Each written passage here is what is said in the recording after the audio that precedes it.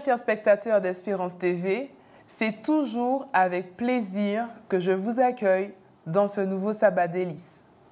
Je vous souhaite la bienvenue et soyez sûrs que comme à chaque émission, l'équipe d'Espérance TV est ravie que vous soyez toujours un peu plus nombreux à être connectés et fidèles à notre chaîne.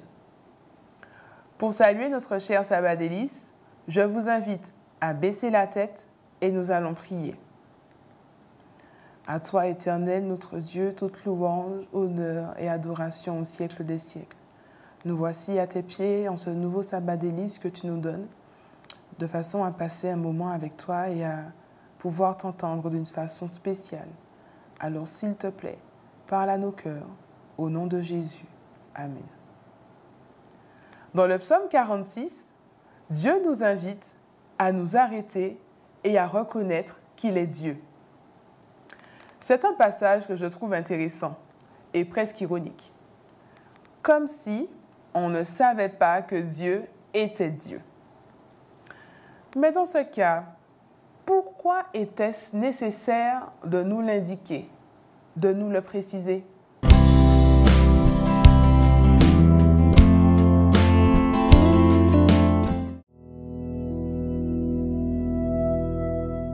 Psaume 46.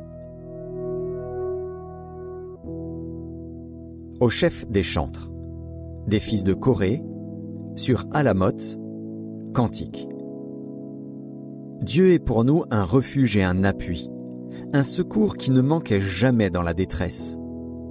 C'est pourquoi nous sommes sans crainte quand la terre est bouleversée et que les montagnes chancellent au cœur des mers, quand les flots de la mer mugissent, écument, se soulèvent jusqu'à faire trembler les montagnes.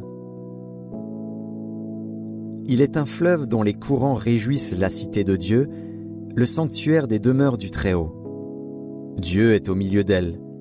Elle n'est point ébranlée. Dieu la secourt dès l'aube du matin. Des nations s'agitent, des royaumes s'ébranlent. Il fait entendre sa voix. La terre se fond d'épouvante. L'Éternel des armées est avec nous. Le Dieu de Jacob est pour nous une haute retraite. Venez, contemplez les œuvres de l'Éternel, les ravages qu'il a opérés sur la terre. C'est lui qui a fait cesser les combats jusqu'au bout de la terre. Il a brisé l'arc et il a rompu la lance. Il a consumé par le feu les chars de guerre. Arrêtez et sachez que je suis Dieu. Je domine sur les nations, je domine sur la terre. L'Éternel des armées est avec nous, le Dieu de Jacob est pour nous une haute retraite.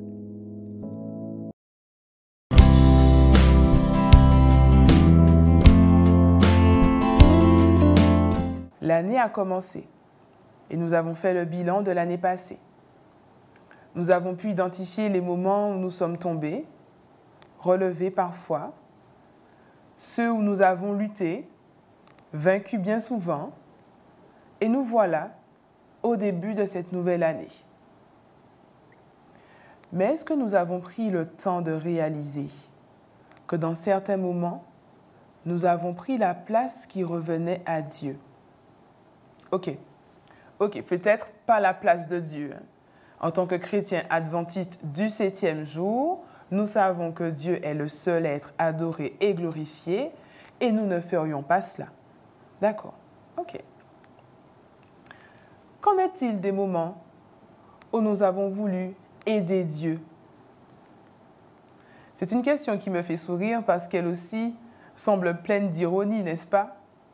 Et pourtant, je suis persuadée qu'en vous arrêtant quelques instants, vous trouverez des moments dans votre vie passée où vous avez cherché à aider Dieu dans l'accomplissement de sa volonté pour vous et ou pour ceux qui vous entourent. Une promesse qui tarde à s'accomplir, l'opportunité semble se présenter et hop, petit coup de pouce pour précipiter les choses. Ou encore une situation. Vous avez déjà analysé la façon dont elle pourrait bien se terminer, mais les jours passent et rien ne se fait. Et hop, un petit coup de pouce. Et ce qu'on avait imaginé se crée. un peu comme dans l'histoire de Rebecca, avec la promesse faite pour son fils Jacob, que vous pourrez relire dans le livre de Genèse, le chapitre 27. Je ne suis pas en train de dire que Dieu ne cherche pas de volontaires pour accomplir son œuvre. Je dis simplement que nous devrions changer notre façon de regarder les événements de notre vie, ceux qui tardent à venir, ceux pour lesquels tout semble aller de travers, ceux qui semblent nous échapper. Arrêtons-nous et sachons qu'il est Dieu.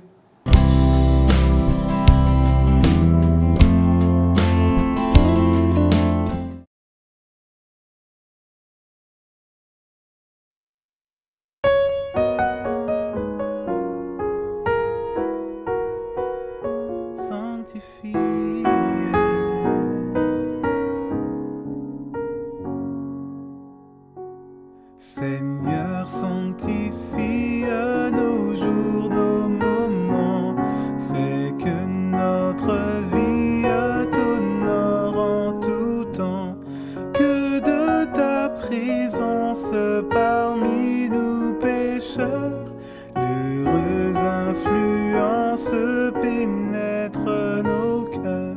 Nous voulons sans cesse marcher par la foi et dans la détresse regarder à toi.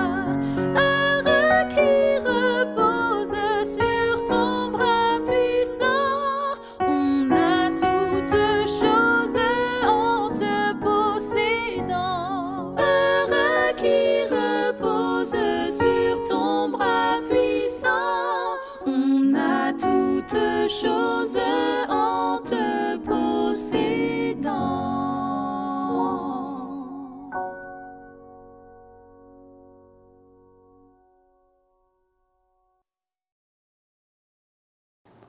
Est-ce que vous vous rappelez de ce que Moïse a dit au peuple d'Israël lorsqu'il y avait devant eux la mer Rouge, sur leur côté les montagnes, et derrière eux Pharaon et toute son armée qui les poursuivait? Vous en rappelez-vous? Exode 14, le verset 14.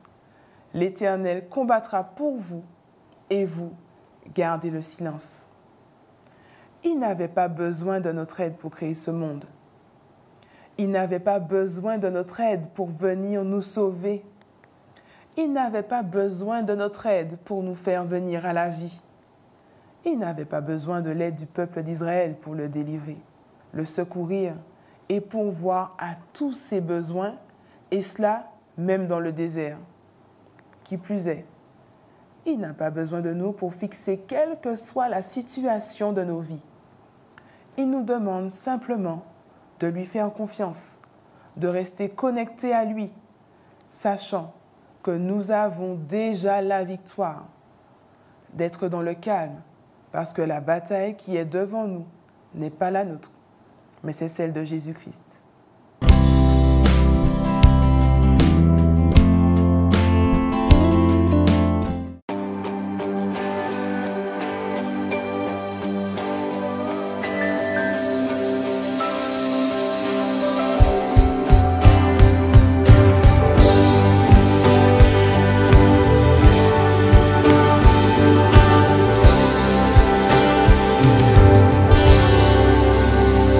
À tes pieds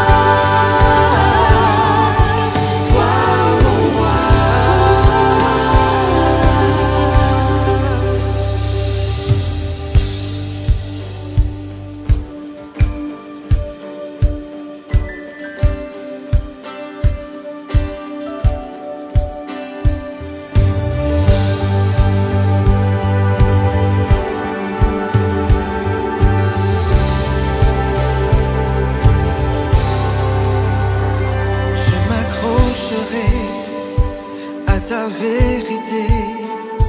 Dieu, tu es mon espérance. Je veux témoigner, je veux refléter l'amour de Jésus. Je m'accrocherai à ta vérité. Dieu, tu es mon espérance. Je veux témoigner, je veux refléter Jésus. Je veux te louer, je veux te louer, je veux te louer, je veux te louer,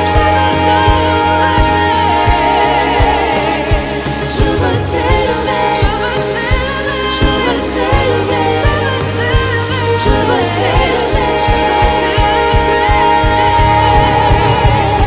te ressembler, te ressembler, te ressembler, te ressembler, te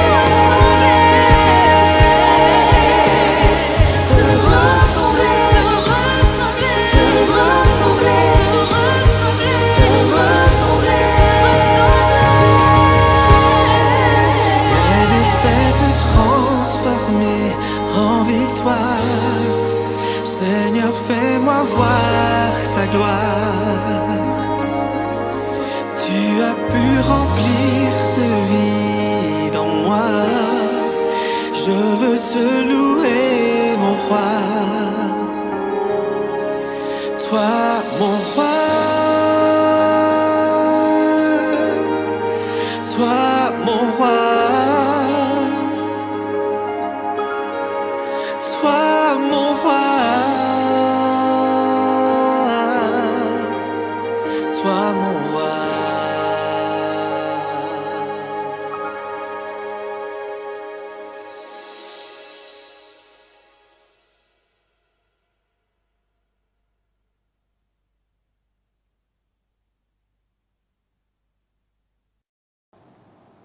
Dans ce sabbat délice, j'aimerais simplement nous encourager à avoir une attitude de vainqueur pour cette nouvelle année, de façon à vivre de nouvelles expériences avec notre Dieu. Si au lieu de nous inquiéter, si au lieu de réfléchir à un plan B, si au lieu d'essayer de faire en sorte de redresser les éléments par nos propres efforts, nous disions simplement « Éternel, je ne comprends pas ce qui se passe. Je ne vois pas l'accomplissement de ta promesse pour moi. Mais je choisis de te faire confiance.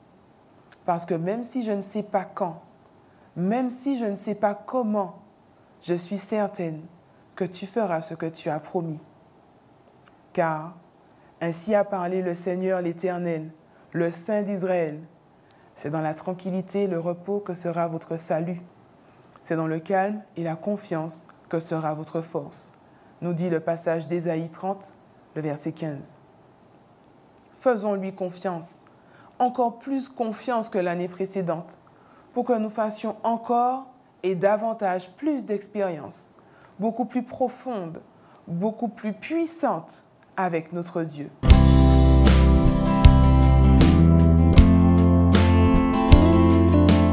Car ainsi a parlé le Seigneur, l'Éternel, le Saint d'Israël.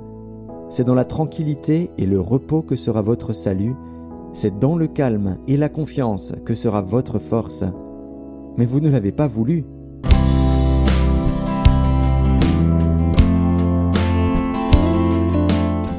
C'est toujours un plaisir de vous saluer, chers amis internautes, et que le Seigneur vous bénisse, qu'il vous garde.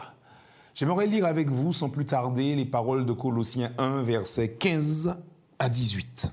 Et je lis, « Il est l'image du Dieu invisible, le premier-né de toute la création, car en lui ont été créées toutes les choses qui sont dans les cieux et sur la terre, les visibles et les invisibles, trônes, dignités, domination, autorité, tout a été créé par lui et pour lui.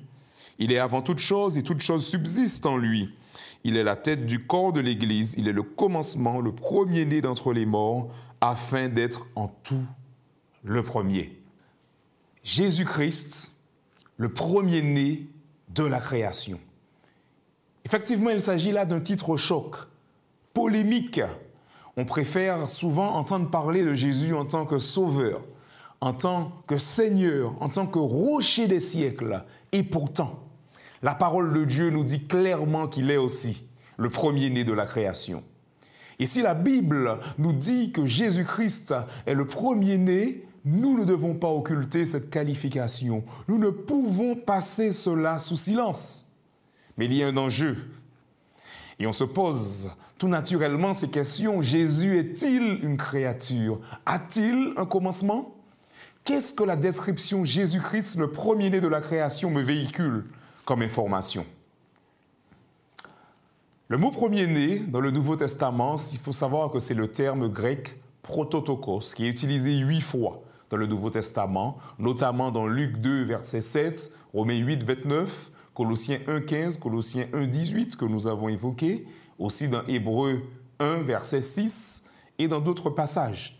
Et il faut savoir que 6 de ces 8 textes se trouvent dans des épîtres pauliniennes, donc écrites par l'apôtre Paul.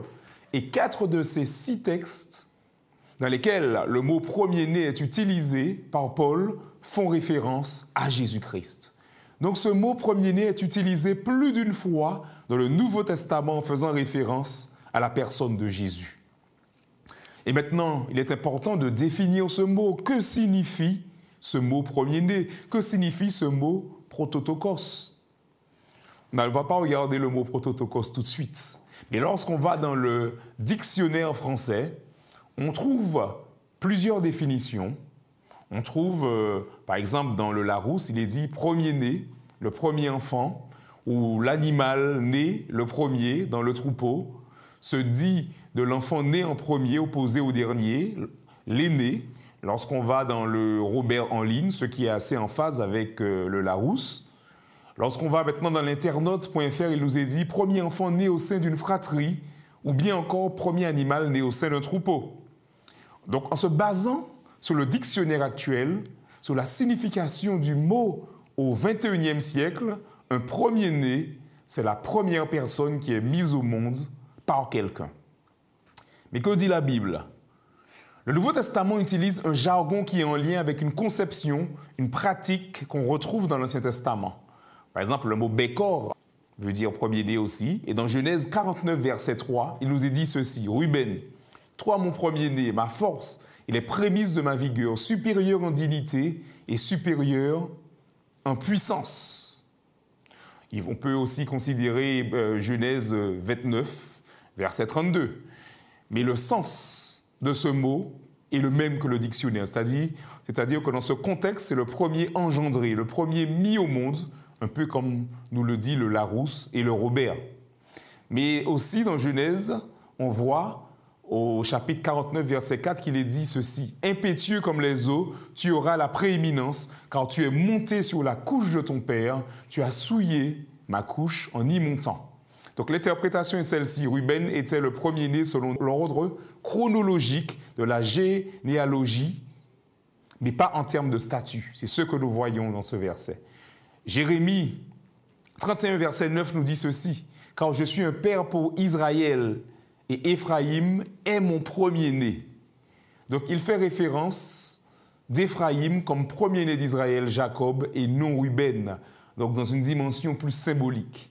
Donc nous voyons que le terme premier-né est utilisé d'une manière littérale à certains égards, mais aussi de manière symbolique, donc en termes de statut et pas en termes d'ordre de naissance.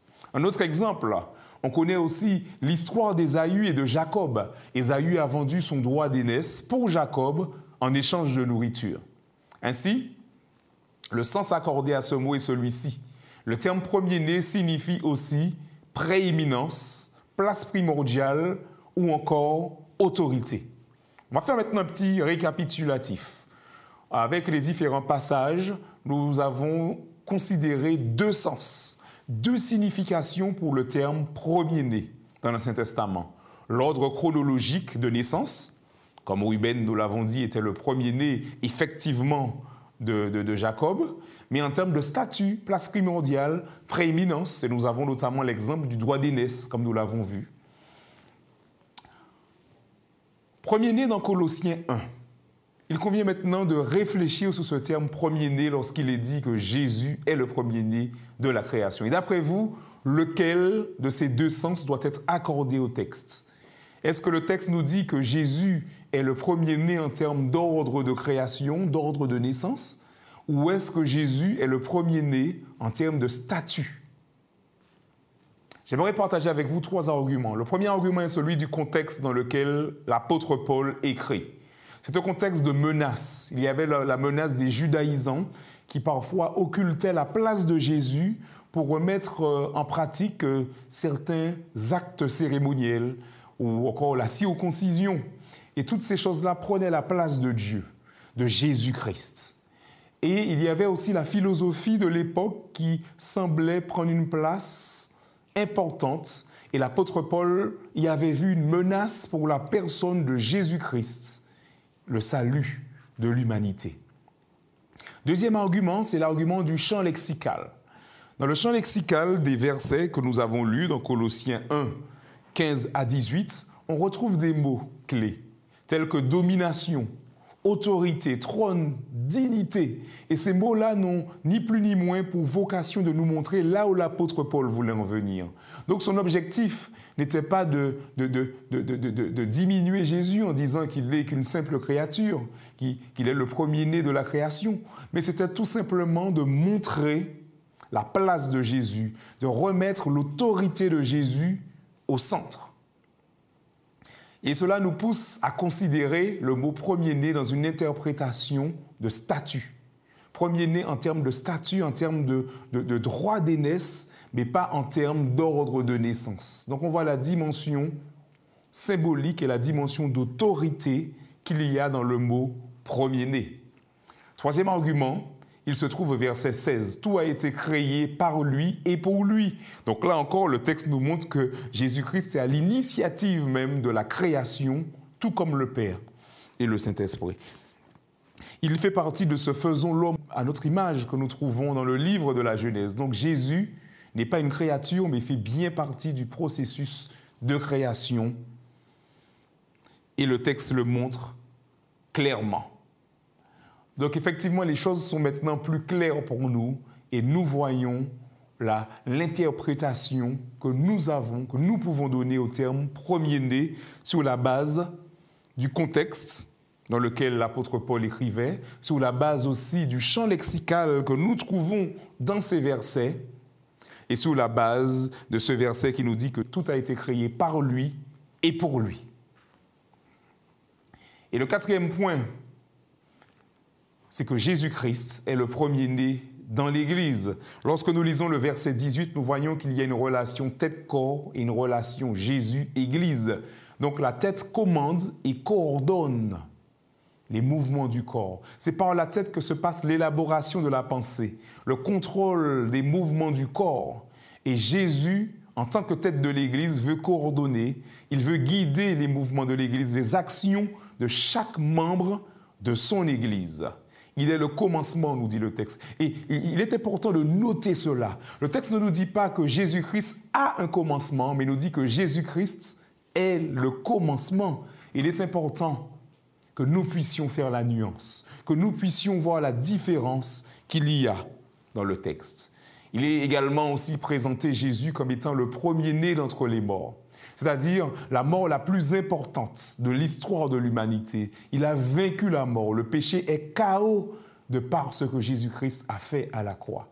Donc cette mort en termes de statut est importante, la plus importante de l'histoire de l'humanité. Et nous rendons gloire à Dieu pour le sacrifice de Jésus, mais aussi pour sa résurrection. Et bien sûr, Jésus est le premier en tout. Donc nous voyons que ce passage, ces versets de Colossiens sont christocentriques. Christ veut avoir la première place dans ta vie, dans ton cœur. Il veut régner sur le trône de ton cœur. Et l'opportunité pour nous, justement, lorsque nous lisons ces passages, c'est de comprendre qu'effectivement, Jésus-Christ est le premier-né de la création. C'est-à-dire que Jésus-Christ a la place primordiale, Jésus-Christ a l'autorité. C'est ce que le texte nous véhicule comme information.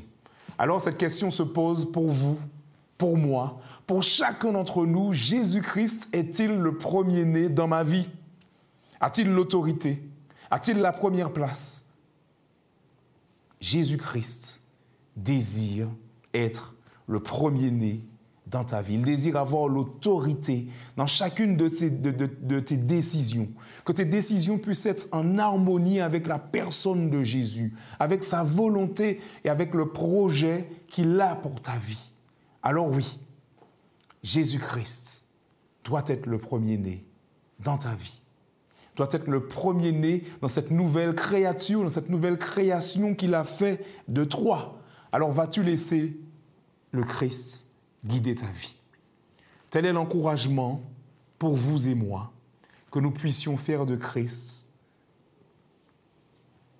la priorité dans notre vie. Que le Seigneur nous garde tous, qu'il nous bénisse tous.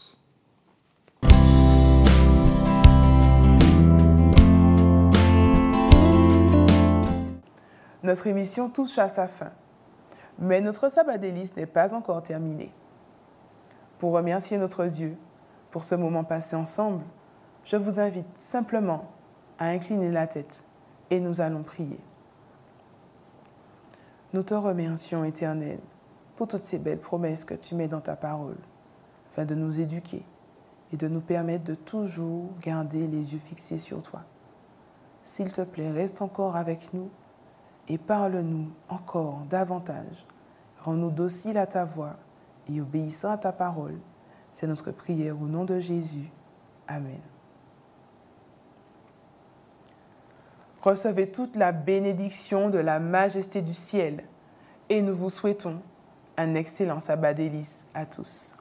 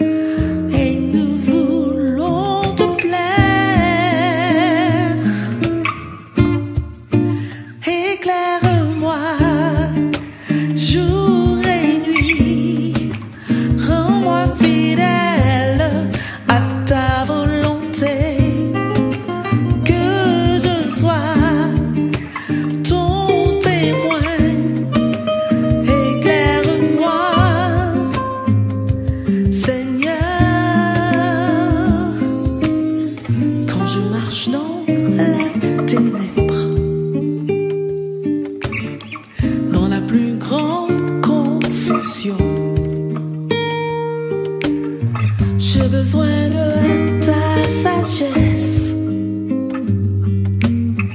et de ton discernement. Viens au secours de ma foi. Révèle-moi la direction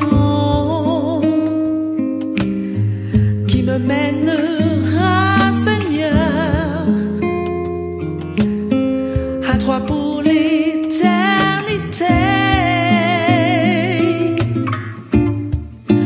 Éclaire-moi jour et nuit, rends-moi fidèle à ta volonté,